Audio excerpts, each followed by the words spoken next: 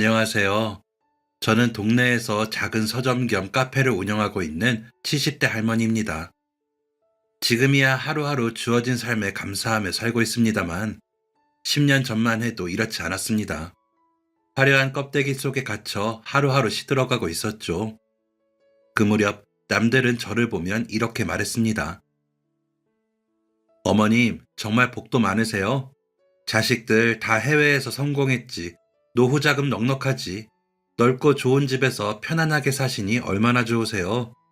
이해합니다. 겉으로는 그럴듯해 보였으니까요. 모두가 부러워하는 서울의 50평대 아파트에 언제든 해외로 훌쩍 떠날 수 있는 경제적 여유까지. 누군가에게는 평생의 꿈일지도 모르죠. 하지만 그때의 저에게는 그저 숨막히는 화려한 감옥이었습니다. 그 사연을 여러분에게 들려드리려 합니다.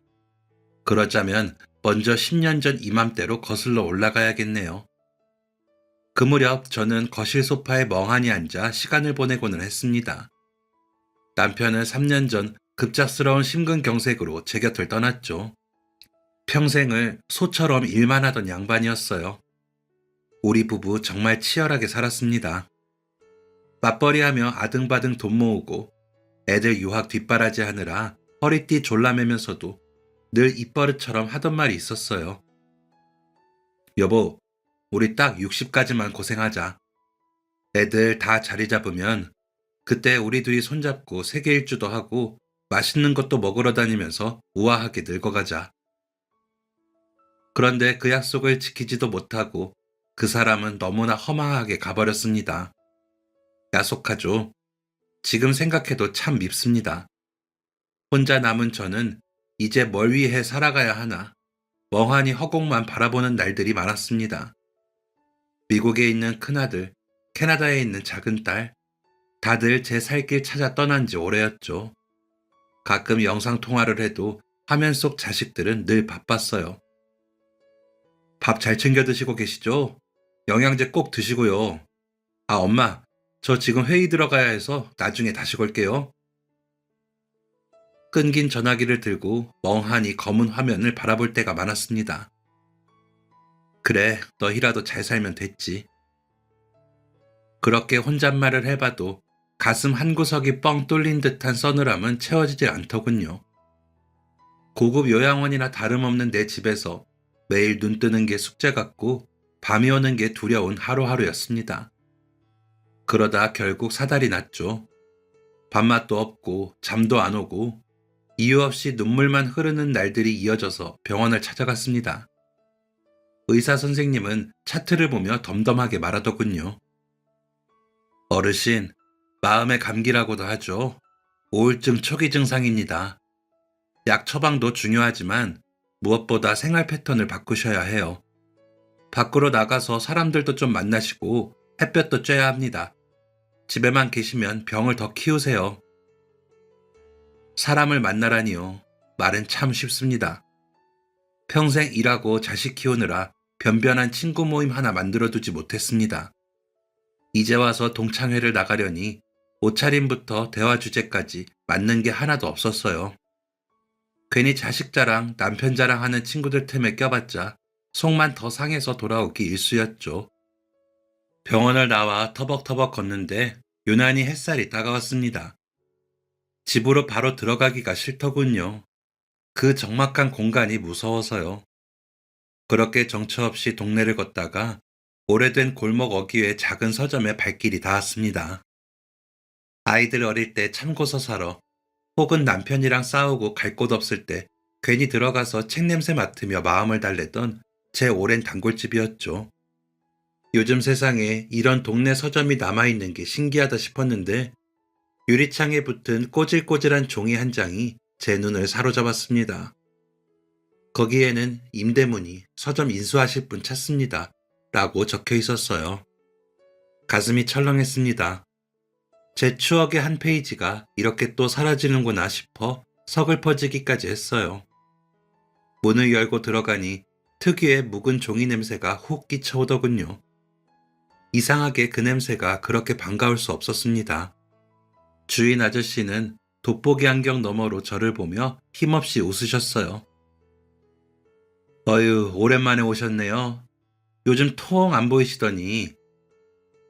안녕하세요, 사장님. 저기, 밖에 붙은 종이 뭐예요? 서점 그만두시게요? 아저씨는 먼지 쌓인 책장을 쓰다듬으며 한숨을 내쉬었습니다. 네, 그렇게 됐습니다. 나이는 먹고 눈은 침침해지고 자식들이 이제 그만 쉬라고 성화라서요. 사실 요즘 누가 책을 읽습니까? 적자 면하는 것도 감지덕지죠. 그냥 문을 닫으려다가 혹시나 책 좋아하는 사람이 이어서 해줄까 싶어 붙여놨습니다. 근데 누가 하겠어요? 이 망해가는 장사를. 그 말을 듣는데 묘한 오기가 생기더군요. 집에 돌아와서도 서점의 낡은 책장들이 눈앞에 아른거렸습니다. 밤새 뒤척이다가 다음날 아침 미국에 있는 아들에게 전화를 걸었어요. 예, 엄마가 상의할 게 좀 있는데. 무슨 일인데요? 엄마, 어디 아프세요? 그건 아니고 동네에 있는 서점 알지? 엄마가 거길 좀 인수해서 해보면 어떨까 싶은데 돈 벌려는 건 아니고 그냥 소일거리 삼아서 해보려고. 아들의 목소리가 한결 밝아졌습니다. 엄마, 그거 너무 좋은 생각이네요. 안 그래도 엄마 혼자 심심하실까봐 걱정했는데 뭐라도 하시면 활력도 생기고 좋죠. 돈 걱정은 하지 마시고 엄마 하고 싶은 대로 하세요. 캐나다에 있는 딸아이 반응도 마찬가지였습니다. 엄마, 멋지다. 나중에 나 한국 가면 엄마 서점에서 커피나 한 잔 줘. 응원할게. 아이들의 응원을 받으니 덜컥 용기가 났습니다. 사실 아이들도 마음 한편으로 엄마가 귀찮게 안 하고 혼자 잘 지내시면 다행이다 싶은 마음도 있었겠죠. 그 마음을 알면서도 모른 척 저는 서점 인수를 결심했습니다.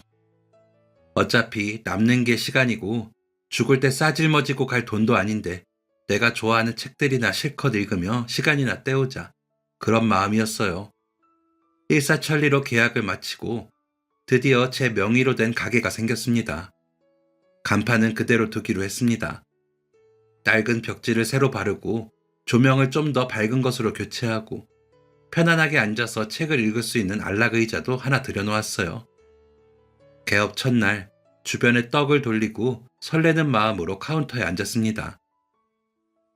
손님들이 오면 무슨 책을 추천해 줄까? 베스트셀러 코너를 좀 더 눈에 띄게 정리할까? 그렇게 혼잣말을 중얼거리며 오전 시간을 보냈습니다. 그런데 말입니다. 현실은 드라마가 아니더군요. 점심시간이 지나고 해가 뉘엿뉘엿 넘어갈 때까지 서점 문을 여는 사람은 딱 2명이었습니다. 한 명은 퀵서비스 기사님이었어요. 여기 302호가 어디로 돌아가야 나옵니까? 또 한 명은 폐지 줍는 할머니였습니다. 박스 남는 거 있으면 좀 내놔요. 그게 전부였습니다. 책을 사러 온 손님은 단 한 명도 없었죠. 텅 빈 서점에 앉아있자니 집 거실에 앉아있을 때와는 또 다른 종류의 고독이 밀려왔습니다. 집에선 그냥 쉬면 되지만 여기선 왠지 내가 무능력한 사람이 된 것 같아서 얼굴이 화끈거렸어요. 지나가는 사람들은 쇼윈도 너머로 힐끔 쳐다만 볼 뿐 아무도 들어오지 않았습니다. 내가 늙어서 주책을 부렸나? 편히 쉴 팔자를 내 발로 걷어차고 이게 무슨 사서 고생인가? 후회가 밀물처럼 밀려왔습니다. 다리도 아프고 허리도 쑤시고 그냥 다시 가게를 내놓을까? 하루 만에 별의별 생각이 다 들더군요. 그렇게 일주일이 지났습니다. 여전히 서점에는 파리만 날렸습니다. 가져다 놓은 신간 서적들 위로 뽀얗게 먼지만 쌓여가고 있었죠. 무료함을 달래기 위해 책을 펼쳤지만 글자가 눈에 들어오지 않았습니다. 꾸벅꾸벅 졸다가 깨기를 반복하던 어느 늦은 오후였어요. 서점 유리창 너머로 그림자가 얼핏거리는 게 보였습니다. 길을 물어보려는 사람인가 싶어 무거운 몸을 일으키려는데 가만히 보니 어른 키가 아니었어요. 조그마한, 기껏해야 초등학교 3, 4학년쯤 되어 보이는 남자아이였죠. 아이는 서점 안으로 들어오지는 않고 유리창에 얼굴을 바짝 대고 안을 들여다보고 있었습니다. 콧김 때문에 유리가 뿌옇게 흐려질 정도로요. 그러다 저와 눈이 마주치자 화들짝 놀라며 도망가 버리더군요. 뭐지? 책이 보고 싶은 건가? 그때는 그냥 동네 꼬마인가 보다 하고 넘겼습니다. 그런데 그 아이는 다음 날도 그 다음 날도 같은 시간에 와서 서점 안을 기웃거렸습니다.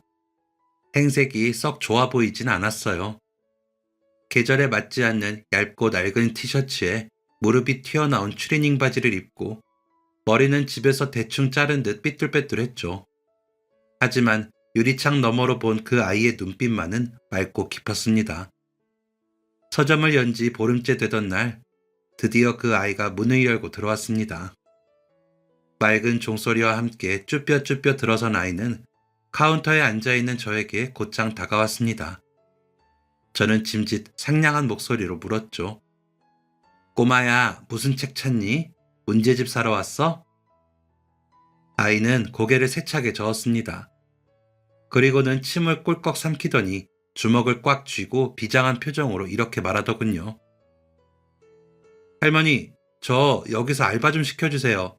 저 청소 진짜 잘해요. 학교에서도 청소 반장이거든요. 기가 찼습니다. 요즘 애들 영악하다더니 당돌하기가 짝이 없었어요. 이 팔이 날리는 서점에 무슨 알바가 필요하겠습니까? 게다가 이렇게 어린아이를요. 헛웃음이 터져 나오는 걸 참으며 손사래를 쳤습니다.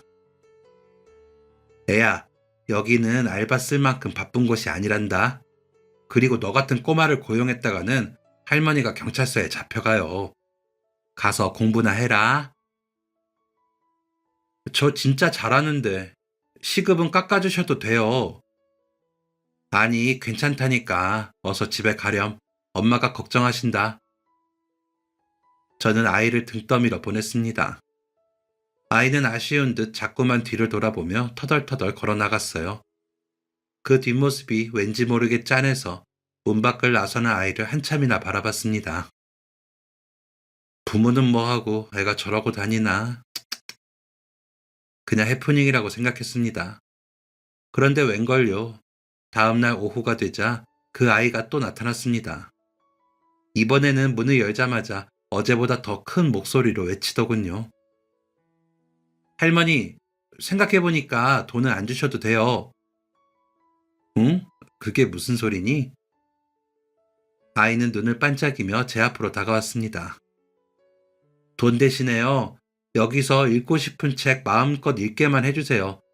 그럼 제가 청소도 하고 책 정리도 하고 심부름도 다 할게요. 네? 제발요.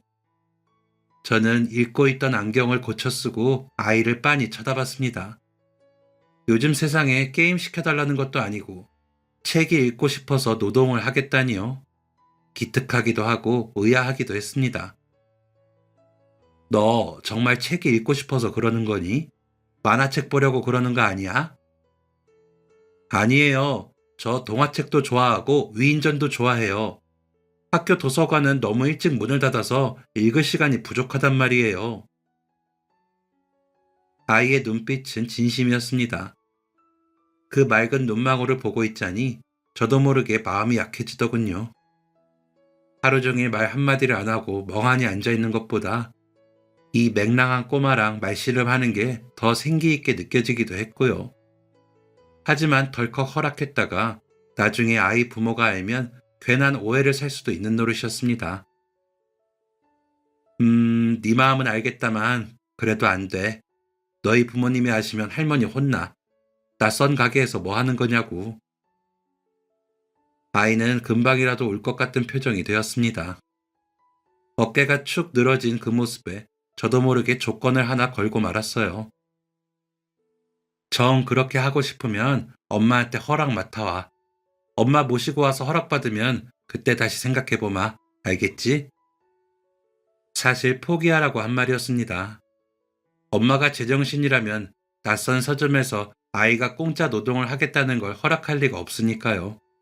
아이는 잠시 고민하는 듯 하더니 이내 결심한 듯 고개를 끄덕였습니다. 진짜죠? 엄마 모시고 오면 시켜주시는 거예요. 약속해요. 제가 고개를 끄덕이기도 전에 녀석은 대답도 듣지 않고 바람처럼 쌩하니 뛰어나갔습니다.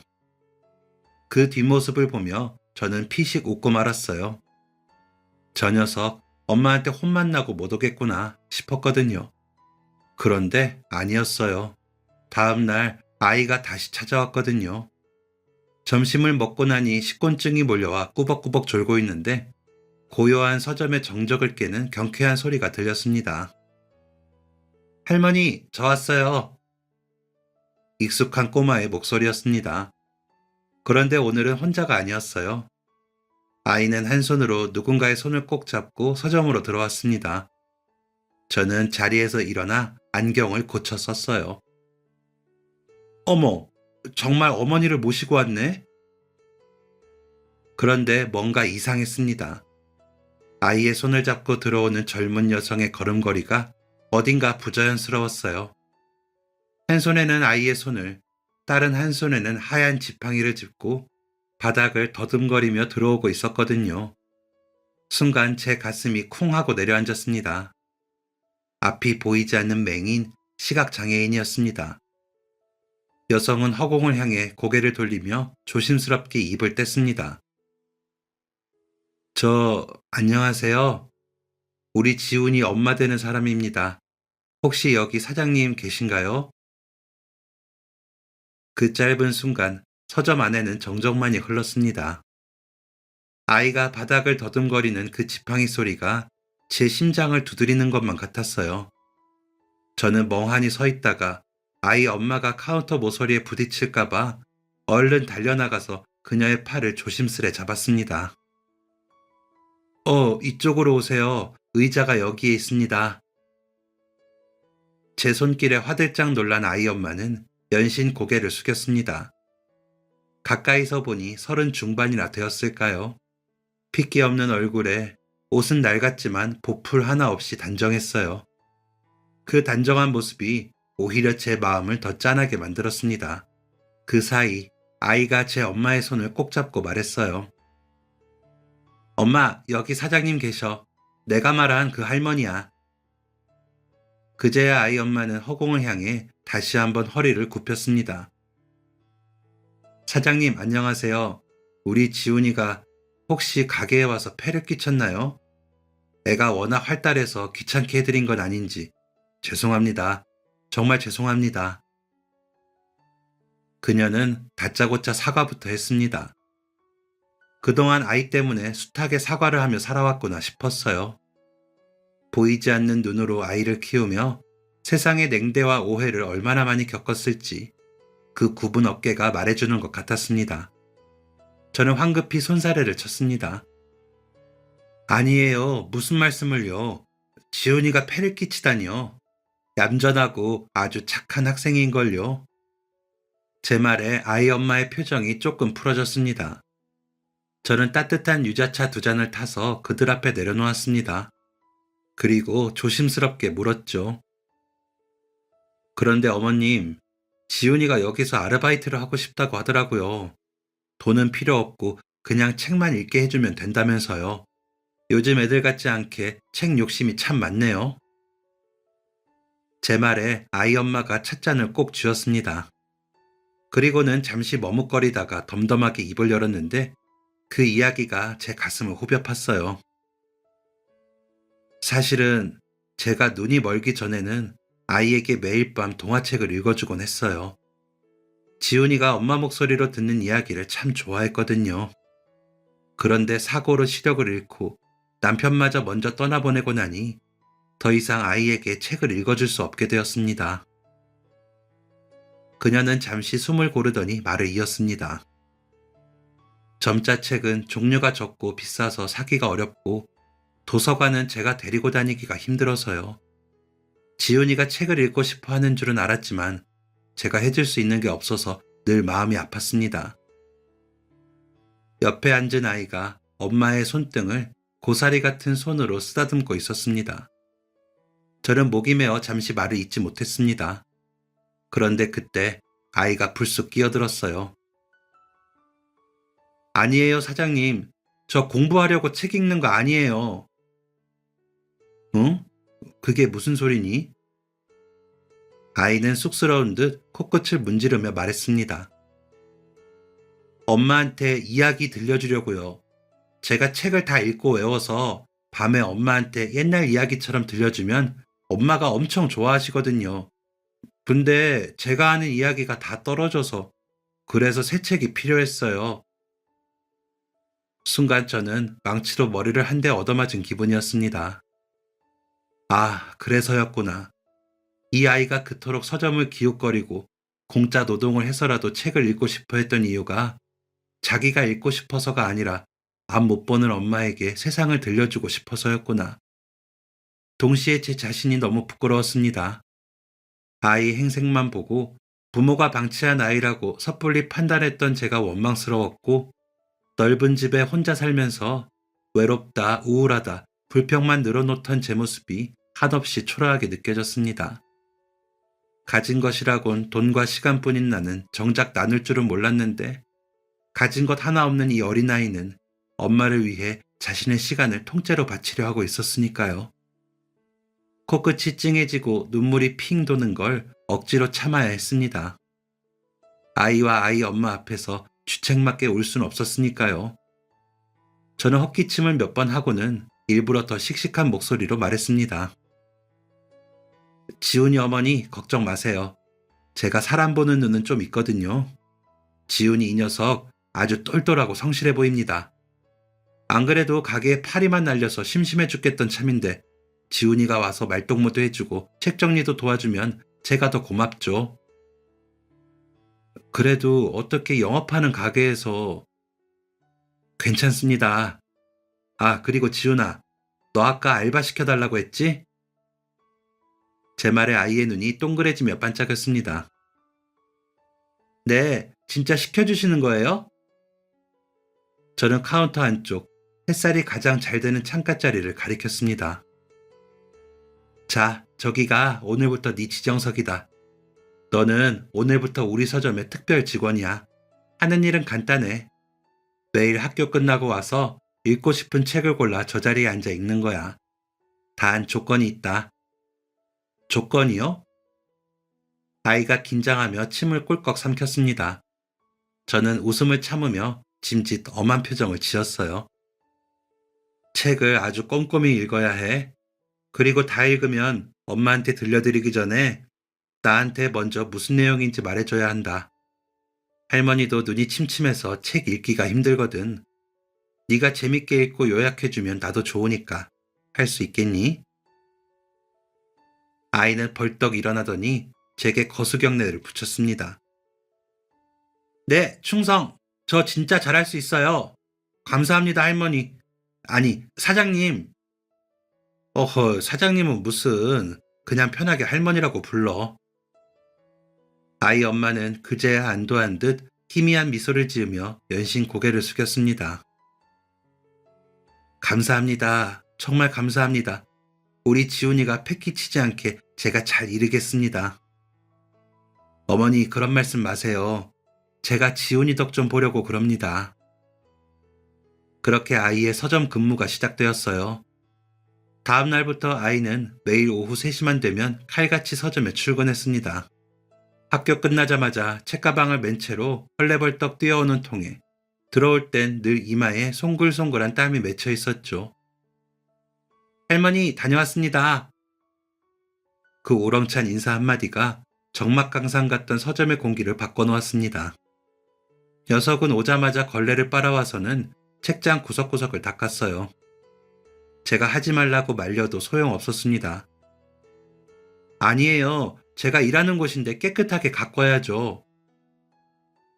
고사리 같은 손으로 먼지를 털어내고 삐뚤어진 책들을 가지런히 정리하는 모습이 어찌나 야무진지 보고만 있어도 흐뭇한 미소가 지어졌어요. 물론 저도 가만히 있지 않았습니다. 아이와 함께 부지런히 서점을 청소했죠. 녀석은 그렇게 청소를 마친 후에야 창가 지정석에 앉아 책을 읽었습니다.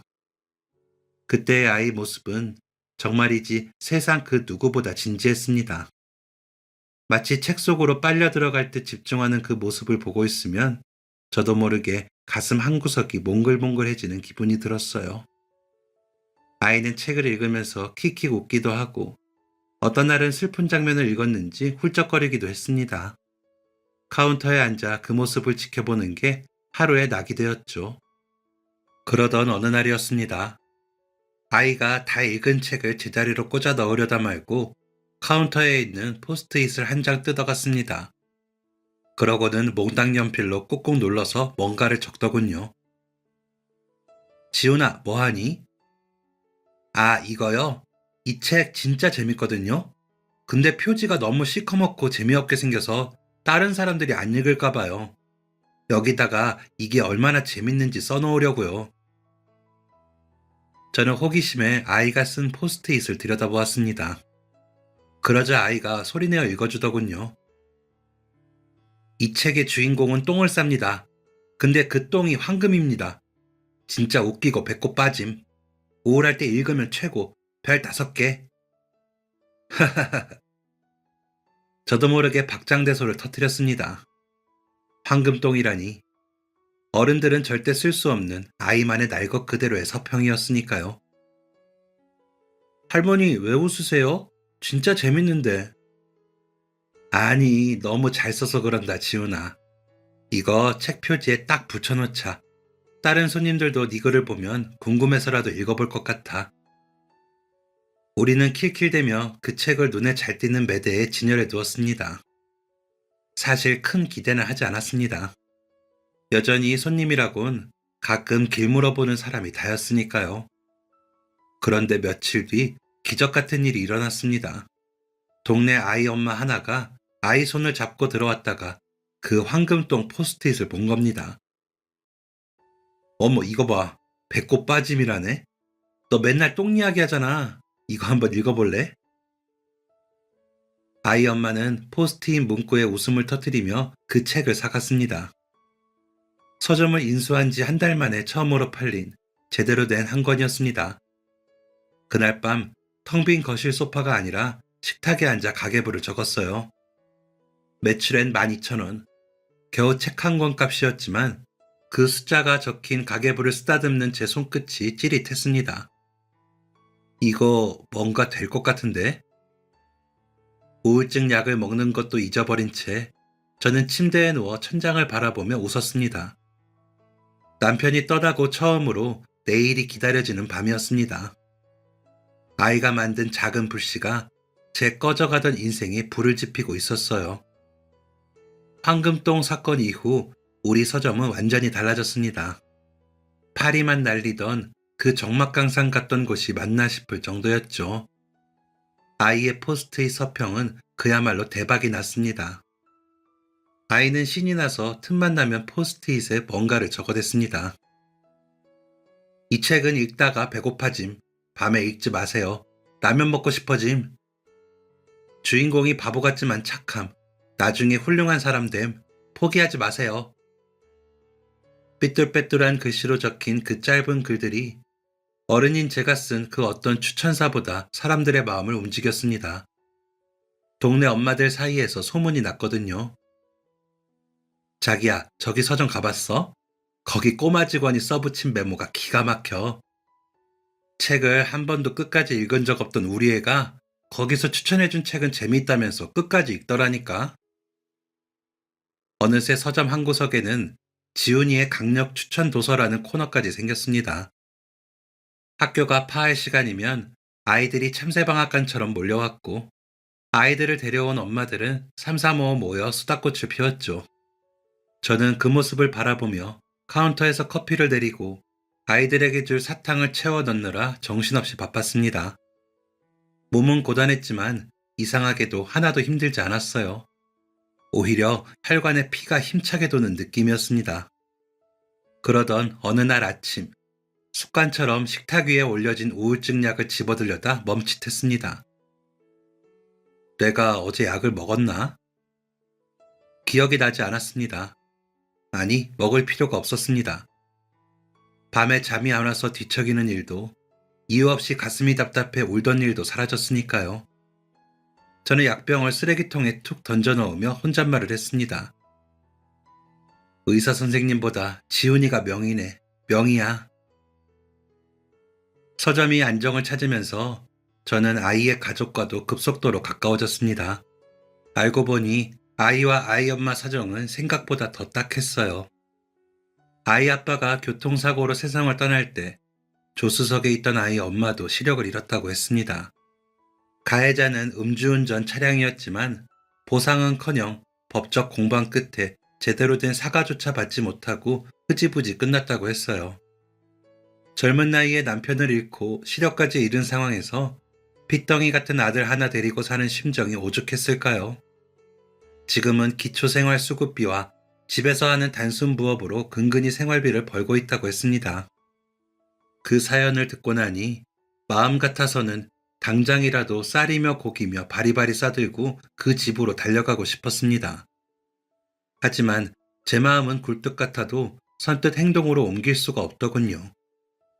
가진 게 돈밖에 없는 늙은이가 섣불리 지갑부터 여는 게 혹여나 그 올곧은 모자에게 가난한 사람을 향한 값싼 동정으로 비쳐 상처가 되진 않을까 두려웠기 때문입니다. 지훈이 녀석하고야 농담도 따먹는 사이가 됐지만 아이 엄마와는 여전히 존댓말을 주고받는 깍듯하고 조심스러운 사이이기도 했고요. 도와주고 싶은 마음은 차고 넘치는데 아이 엄마의 자존심을 지켜주면서 티 안 나게 돕는 방법이 도무지 떠오르지 않아 며칠 밤을 혼자 끙끙 앓았습니다. 그러다 아이 엄마와 친해질 계기가 생겼습니다. 정기검진을 가야 하는데 활동보조 도우미 분이 사정이 생겨 못 오게 됐다는 이야기를 들었거든요. 앞이 안 보이는 사람이 그 복잡한 대학병원을 혼자 가야 하는 상황이었죠. 저는 앞치마를 벗어던지고 나섰습니다. 지훈이 엄마, 오늘 가게 문 닫을 테니까 나랑 같이 가요. 내 차로 가면 금방이야. 아니에요, 사장님. 어떻게 장사를 접고. 안 됩니다. 저 혼자 택시 타고 가면 돼요. 어허, 잔말 말고 타요. 내가 답답해서 그래. 그렇게 그녀의 보호자를 자처하고 병원에 갔습니다. 진료실 앞에서 그녀의 손을 잡고 기다리는데 그녀가 떨리는 목소리로 이렇게 말하더군요. 사장님, 아니 어르신, 정말 감사합니다. 사실 혼자 병원 오는 게 제일 무섭거든요. 세상이 온통 깜깜한데 낯선 소리들만 들리면 꼭 바다 한가운데 떠 있는 것 같아서요. 저는 잡고 있던 그녀의 마른 손을 꽉 쥐어줬습니다. 이제 혼자 아니니까 걱정 말아요. 내가 있잖아. 지훈이한테는 내가 할머니고 지훈이 엄마한테는 내가 친정엄마나 다름없지 뭐. 제 투박한 진심이 통했던 걸까요? 그날 병원을 다녀온 후 우리 사이를 가로막고 있던 얇은 막 하나가 거친 기분이었습니다. 그렇다고 당장 살가운 모녀지간이 된 건 아니지만 적어도 서로의 안부를 묻는 일이 어색하지 않게 되었죠. 시작은 반찬이었습니다. 하다 보니 양 조절을 실패해서 말이다. 집에는 나 혼자뿐이라 뭐든 나눠 먹으면 좋잖니? 그런 뻔한 핑계를 대면서 불고기나 잡채 같은 걸 아이 손에 들려보내기 시작했어요. 처음엔 어쩔 줄 몰라 하며 고마워만 하던 아이 엄마도 어느새 제 투박한 정을 편안하게 받아주기 시작했습니다. 그렇게 밥정이 쌓이니 주말에는 셋이서 근처 공원으로 김밥을 싸들고 소풍을 가는 일도 자연스러워지더군요. 남들은 핏줄이 섞여야만 가족이라지만 저는 그때 깨달았습니다. 서로의 모자란 부분을 채워주고 따뜻한 밥 한 끼 나누며 별일 아닌 일에도 함께 웃을 수 있다면 그게 진짜 식구라는 걸요. 아이와 아이 엄마는 종종 저희 집에 놀러 오기도 했습니다. 두 사람이 놀러 오면 썰렁한 50평 아파트에 온기가 돌았어요. 아이가 집 이곳저곳을 누비는 사이 아이 엄마와 소파에 앉아 도란도란 이야기를 나누다 보면 죽은 남편이 꿈꾸던 행복한 노후가 이런 모습이 아니었을까? 그런 생각까지 들었습니다. 여보, 나 이제 좀 살만해. 당신도 거기서 보고 있지? 그렇게 봄날의 햇살처럼 따뜻한 날들이 영원할 줄 알았습니다. 하지만 인생은 참 짓궂게도 행복이 무르익을 때쯤 꼭 시련을 던져주더군요. 어느 날 오후, 서점으로 등기우편 하나가 날아왔습니다. 봉투를 뜯어보니 퇴거 통보서라는 무시무시한 제목이 적혀 있었어요. 내용인즉슨 건물 주인이 바뀌었는데 새 주인이 이 낡은 건물을 헐고 새로 오피스텔을 짓겠다는 것이었습니다. 계약 기간이 남았지만 위로금을 줄 테니 2달 안에 가게를 비워달라는 통보였어요. 눈앞이 캄캄했습니다. 당장 비우라니요. 돈 문제였다면 차라리 쉬웠을 겁니다. 웃돈을 얹어주거나 다른 곳으로 이사가면 그만이니까요. 하지만 이 낡은 서점은 저에게 돈으로 환산할 수 없는 공간이었어요. 죽어가던 제 마음을 다시 살려낸 치유의 장소이자 아이와 함께 일궈낸 추억의 집합체였으니까요. 게다가 이제 막 동네 사람들의 사랑방으로 자리 잡은 모두의 소중한 아지트였습니다. 결국 지푸라기라도 잡는 심정으로 부동산에 사정해보았습니다. 건물주의 연락처를 알아내 호소도 해보았죠. 하지만 돌아오는 대답은 차갑기만 했습니다. 할머니, 법적으로 하자 없는 거 아시잖아요. 재건축한다는데 뭐 어쩌시려고요. 위로금 넉넉히 챙겨드릴 때 나가세요. 전화기 너머로 들려오는 젊은 건물주의 차가운 목소리에 저는 힘없이 수화기를 내려놓았습니다. 이제 막 재미있게 살아보려 했는데 왜 세상은 나에게서 자꾸 소중한 것을 빼앗아가는 걸까? 세상이 원망스럽기까지 했어요. 며칠 동안 이 문제로 시름시름 앓았습니다. 서점에 나가도 전처럼 웃음이 나오지 않더군요. 눈치 빠른 아이는 매일 제 얼굴을 살폈습니다. 할머니, 어디 아프세요? 얼굴이 안 좋아요. 아니야, 그냥 좀 피곤해서 그래. 차마 아이에게 우리 이제 여기 문 닫아야 해 라고 말할 수 없었습니다. 아이가 실망할까봐, 갈 곳 없는 아이 엄마가 걱정할까봐 입이 떨어지지 않았어요. 하지만 비밀은 없는 법이죠. 며칠 뒤 가게 앞에 붙은 폐업 정리 안내문을 보고 아이가 모든 사실을 알게 되었습니다. 그날 아이는 아무 말 없이 집으로 돌아갔습니다. 저는 텅 빈 서점에 앉아 짐을 정리하며 하염없이 눈물을 흘렸어요. 그래, 한여름밤의 꿈이었다 치자. 늙은이의 뒤늦은 주책이었어. 그런데 그날 저녁 아이가 다시 찾아왔습니다. 추적추적 내리는 비를 다 맞고 와서는 문을 쾅쾅 두드리더군요. 할머니, 문 열어주세요. 저 지훈이에요.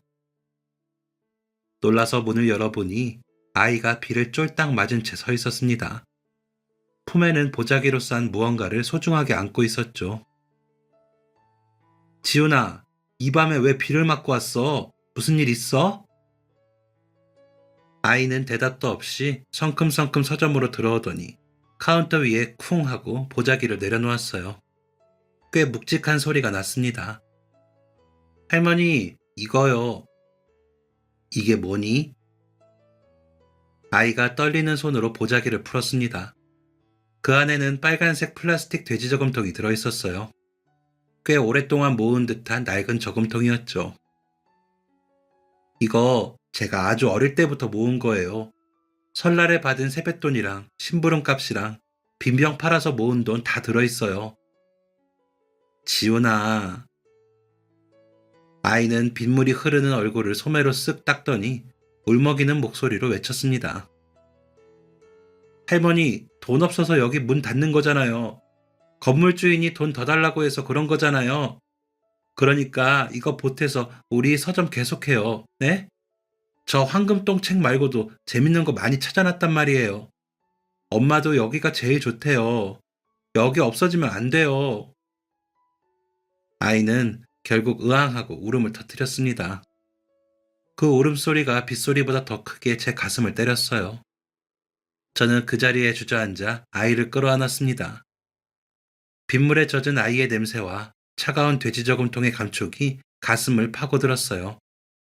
이 작은 아이가 자기 전 재산이나 다름없는 이 저금통을 들고 빗길을 달려왔다는 사실에 가슴이 미어질 듯 아팠습니다. 동시에 번개처럼 머릿속을 스치는 생각이 있었습니다. 나는 지금껏 무엇을 망설이고 있었나? 내가 사는 그 넓은 집이 몇 억짜리인데 나는 고작 건물주가 나가라니까 핑계를 대면서 이 소중한 아이의 눈물을 보고만 있었구나. 죽을 때 가져가지도 못할 그깟집, 그깟 돈이 뭐라고. 저는 아이의 등을 토닥이며 결심했습니다.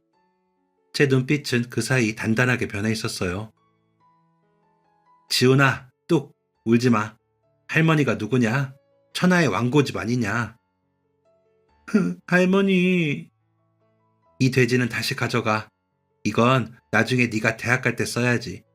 대신 할머니가 약속할게. 우리 서점 절대 안 없어져. 아니, 지금보다 더 크고 멋진 곳으로 만들 거야. 알았지? 저는 그 길로 집으로 돌아왔습니다. 그리고 텅 빈, 하지만 으리으리한 제 집을 둘러보았어요. 남편과의 추억이 서려 있지만 이제는 나를 가두는 족쇄가 되어버린 집이었습니다. 여보, 나 이 집 팔게. 당신도 찬성이지? 남편의 사진을 보며 물었어요. 사진 속 남편은 그저 말없이 저를 바라보고 있었습니다. 미소를 띤 채 말이죠. 다음 날 아침, 저는 날이 밝자마자 부동산에 전화를 걸었습니다. 제 인생 최고의 그리고 가장 가치 있는 투자를 하기 위해서였죠. 사장님, 저 이 아파트 내놓을게요. 제 목소리에는 한치의 망설임도 없었습니다. 부동산 사장님은 펄쩍 뛰었죠. 지금 팔면 시세보다 손해라느니, 조금만 더 기다리면 오른다느니 저를 만류하느라 바빴습니다. 하지만 제 귀에는 그런 말이 들어오지 않았어요. 그깟 돈 몇 푼 더 받는 것보다 지금 제 눈앞에 있는 사람들의 눈물을 닦아주는 게 더 시급했으니까요. 괜찮습니다. 금매로 내놔주세요. 그렇게 부동산 사장님에게 이야기하고 미국에 있는 아들과 캐나다에 있는 딸에게도 통보하듯 연락을 했습니다. 집을 줄여서 이사를 가시겠다고요? 갑자기 왜요? 돈 필요하세요? 자식들은 놀라서 물었지만 저는 담담하게 대답했습니다. 아니, 돈은 차고 넘친다. 근데 집이 너무 넓어서 외로워 못 살겠다. 나 이제야 진짜 살고 싶은 집을 찾았어. 너희 엄마 이제야 진짜 인생 좀 살아보려고 한다. 집은 금방 팔렸습니다. 집을 빼던 날, 텅 빈 거실을 마지막으로 둘러보며 남편 사진을 향해 속삭였습니다. 여보, 나 이 돈으로 더 근사한 일을 저지를 거야. 당신도 하늘에서 응원해줘요. 저는 아파트를 판 돈으로 그동안 눈여겨봤던 서점 건너편의 1층 상가를 매입했습니다. 그리고 남은 차액으로는 인테리어 공사를 시작했죠. 칙칙하고 어두웠던 공간을 다 뜯어내고 벽면 전체를 통유리로 바꿨습니다. 햇살이 폭포수처럼 쏟아져 들어오게요. 오래된 책장 대신 원목으로 짠 튼튼한 서가를 들이고 한쪽에는 커피향이 그윽하게 퍼지는 바를 만들었습니다. 간판도 새로 달았어요. 공사가 진행되는 한 달 동안 아이는 매일같이 공사 현장에 와서 공간이 바뀌는 걸 구경했습니다. 와, 할머니, 여기가 진짜 우리 가게예요? 운동장처럼 넓어요. 아이는 신이 나서 깡충깡충 뛰었죠. 아이 엄마 역시 보이지 않는 눈으로 공간을 둘러보고 벽을 매만지며 신기해했습니다. 사장님, 정말 대단하세요. 어떻게 이런 결심을 하셨어요? 정말 멋지세요. 저는 그런 아이 엄마의 손을 꽉 잡고 말했습니다. 지훈이 덕분이죠. 그 덕에 나도 용기를 냈어요. 그리고 내가 지훈이 엄마한테 부탁할 게 하나 있는데. 부탁이요? 지훈이 엄마가 우리 북카페 매니저 일을 해줬으면 해요. 아이 엄마는 제 말에 깜짝 놀랐습니다. 북카페 매니저요? 그래요. 내가 바리스타 학원도 다 등록해놨어요. 눈 안 보여도 할 수 있게 다 얘기해놨으니까 언제든 가서 배우면 돼요. 아이 엄마는 떨리는 눈으로 저를 바라보았습니다. 제가 커피를 만든다고요? 그럼요. 청각 후각이 남들보다 예민하니까 훌륭한 바리스타가 될 수 있을 거예요. 월급도 꼬박꼬박 줄 테니까 이제 부업 그만두고 여기서 당당하게 일해요. 그녀는 잠시 말을 잇지 못하더니 제 손을 잡고 하염없이 눈물을 흘렸습니다. 그 뜨거운 눈물이 제 손등을 적시는 동안 저는 아무 말 없이 그녀의 등을 쓸어주었어요. 아마 두려웠을 겁니다. 앞이 보이지 않는 자신이 누군가에게 도움이 될 수 있다는 걸 상상조차 못했을 테니까요. 저는 그녀에게 단순히 월급 몇 푼을 주고 싶은 게 아니었습니다. 아이에게 늘 미안해하는 아픈 엄마가 아니라 제 손으로 돈을 벌어 아이에게 당당하게 피자 한 판 사줄 수 있는 멋진 엄마로서의 자존감을 선물하고 싶었어요. 그게 제가 그녀에게 줄 수 있는 최고의 응원이었으니까요. 그렇게 저나 아이 엄마나 바쁜 한 달을 보내고 드디어 북카페가 문을 열었습니다. 개업식 날 북카페 안은 발 디딜 틈이 없었어요. 아이의 황금똥 포스트잇을 기억하는 동네 꼬마들, 아이 손을 잡고 온 엄마들, 그리고 소문을 듣고 찾아온 이웃들까지 모두가 북카페 오픈을 축하했죠. 가게 안은 고소한 커피향과 아이들의 웃음소리로 가득 찼습니다. 아이 엄마는 처음엔 뜨거운 물을 다루느라 손도 대고 컵도 몇 번 깨트렸지만 악바리처럼 연습하더니 이제는 소리만 듣고도 척척 커피를 내려주었어요. 어서 오세요. 따뜻한 아메리카노 맞으시죠? 그녀의 밝은 인사가 카페의 트레이드 마크가 되었습니다. 손님들도 처음엔 시각장애인 바리스타를 신기해했지만 나중엔 그녀가 내려준 커피가 제일 맛있다며 엄지를 치켜 세웠어요. 북카페는 금세 동네의 명소가 되었습니다. 다른 세련된 프랜차이즈 카페들은 노키즈존이다 뭐다 해서 아이를 데리고 가면 눈치 주기 바빴는데 우리 카페는 달랐어요. 아이들이 신발 벗고 뒹굴며 책을 볼 수 있는 다락방도 만들고 엄마들이 편하게 수다 떨 수 있는 단체석도 마련했거든요. 사장님, 여기 너무 좋아요. 애들은 책 보고 우리는 커피 마시고 천국이 따로 없네요. 손님들의 칭찬을 들을 때마다 저는 카운터에 앉아 흐뭇하게 웃었습니다. 통장 잔고는 예전보다 줄었을지 몰라도 마음의 잔고는 매일매일 상한가를 치고 있었으니까요. 그렇게 계절이 바뀌고 해가 바뀌었습니다. 봄에는 카페 앞 화단에 아이랑 함께 꽃을 심고 여름에는 아이 엄마와 팥빙수를 팔아서 대박을 터뜨렸습니다. 가을에는 독서 퀴즈 대회를 열고 겨울에는 트리 장식을 했어요. 그 사이 아이는 콩나물 자라듯 쑥쑥 컸습니다. 초등학생이던 녀석이 어느새 교복을 입은 중학생이 되고 코수염이 거뭇거뭇한 고등학생이 되었죠. 사춘기가 와서 틱틱거릴 때도 있었지만 녀석은 하루도 빠짐없이 학교가 끝나면 카페로 출근했습니다. 할머니, 저 왔어요. 토스트 있어요? 뭐냐, 내 새끼. 잼 많이 발라주랴? 녀석은 카페 구석, 어릴 때부터 앉던 그 지정석에 앉아 공부를 했습니다.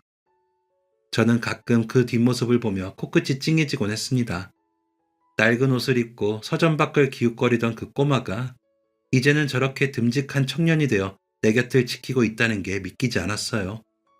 아이 엄마도 많이 변했습니다. 얼굴엔 화색이 돌고 목소리엔 자신감이 넘쳐났죠. 그 사이 저축한 돈으로 임대 아파트로 이사도 가고 시각장애인 복지관에서 멘토링 봉사도 시작했습니다. 어느덧 그렇게 10년이라는 세월이 흘렀습니다. 제 머리카락은 하얗게 새어 백발이 되었고 허리도 조금 굽었습니다. 하지만 거울 속에 비친 제 얼굴은 50평 아파트에 갇혀 살던 10년 전보다 훨씬 젊고 생기 있어 보입니다. 더불어 지난 겨울 아이가 기쁜 소식을 전해왔어요. 할머니, 엄마!